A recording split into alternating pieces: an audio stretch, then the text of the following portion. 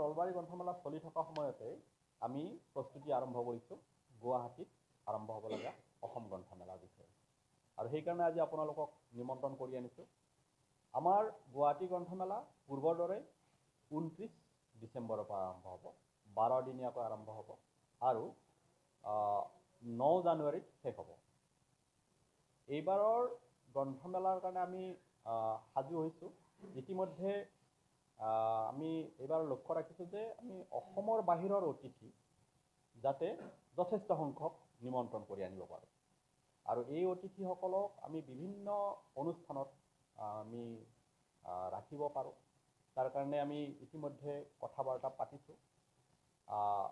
প্ৰত্যেকবাৰৰ দৰেই কলকাতা, দিল্লী আৰু অন্যান্য ঠাইৰ পৰা গ্ৰন্থ প্ৰকাশক আৰু বিক্ৰেতাসকল আহিব, ইতিমধ্যে যোগাযোগ কৰিছে। আমাৰ কাৰণে এটা ডাঙৰ সমস্যা আছিল যে ফিল্ডখনৰ কাৰণে এটা অসুবিধা হ'ব বুলি ভয় কৰি আছিলোঁ যে এখন ফ্লাইঅভাৰ হ'ব, কিন্তু ফ্লাইঅভাৰখনৰ নিৰ্মাণ কাৰ্য জাষ্ট আৰম্ভ হৈছেহে। গতিকে আমি এই বছৰ চানমাৰিতেই আমি পূৰ্বৰ দৰে গ্ৰন্থমেলাখন আয়োজন কৰিব পাৰিম।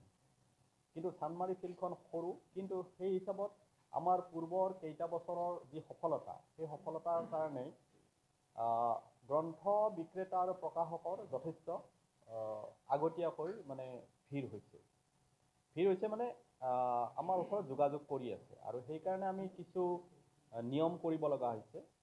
যে নিয়ম এই কাৰণে কৰিছোঁ যে অকল গুৱাহাটীতেই বেছিভাগ গ্ৰন্থমেলাৰ কাৰণে আগ্ৰহী হয় প্ৰকাশকসকল, আমি তেওঁলোকক অন্য ঠাইলৈকে যাতে লৈ যাব পাৰোঁ, অকল গুৱাহাটীখনে অসম নহয়। সেইকাৰণে আমি এটা ঘোষণা কৰিছিলোঁ যে গুৱাহাটীৰ বাহিৰেও আন মুঠ তিনি ঠাইত যদি অংশগ্ৰহণ কৰে, তেতিয়াহ'লে গুৱাহাটী গ্ৰন্থমেলাত তেওঁলোকক প্ৰথম সুযোগ দিয়া হ'ব। এইটো আমি মুকলিকৈ আগতে ঘোষণা কৰি থৈ দিছিলোঁ। আৰু যিসকল সেইকাৰণে আমি বেলেগ বেলেগ ঠাইতো যিসকল গ্ৰন্থ বিক্ৰেতা তেওঁলোকক পাইছিলোঁ। আৰু বাকীসকলকো সুযোগ দিয়া হ'ব, কিন্তু দ্বিতীয় সুযোগহে দিয়া হ'ব। যদি প্ৰথম সুযোগটো পাব গুৱাহাটীৰ বাহিৰেও আন তিনি ঠাইত অংশগ্ৰহণ কৰাসকলক। এইখিনি আমি এটা নিয়ম এটা কৰি দিছিলোঁ। আৰু এই বছৰ আমি এই যে অতিৰিক্তভাৱে হঠাৎ কিছু প্ৰকাশক বা গ্ৰন্থ বিক্ৰেতা উদ্ভৱ হোৱাৰ লগে লগে এটা পৰিস্থিতিৰ সৃষ্টি কৰে, যিসকলে সঁচাকৈ গ্ৰন্থ বিক্ৰী কৰি আছে তেওঁলোকৰ কাৰণে অসুবিধাৰ সৃষ্টি হয়। আৰু আমি কাক এৰিম কাক ধৰিম এনেকুৱা অৱস্থা হয়। সেইকাৰণে আমি এই বছৰ দুটা ব্যৱস্থা কৰিছোঁ যে পূৰ্বৰ দৰে আমি যিটো ৰেণ্ট, সেই ৰেণ্টটো বাকীবিলাকত একে থাকিব, কিন্তু যদি ছিংগল ষ্টল কৰে তাত ৰেণ্ট অলপ বঢ়াই দিছে।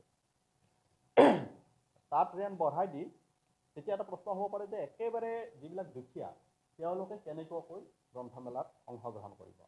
তেওঁলোকৰ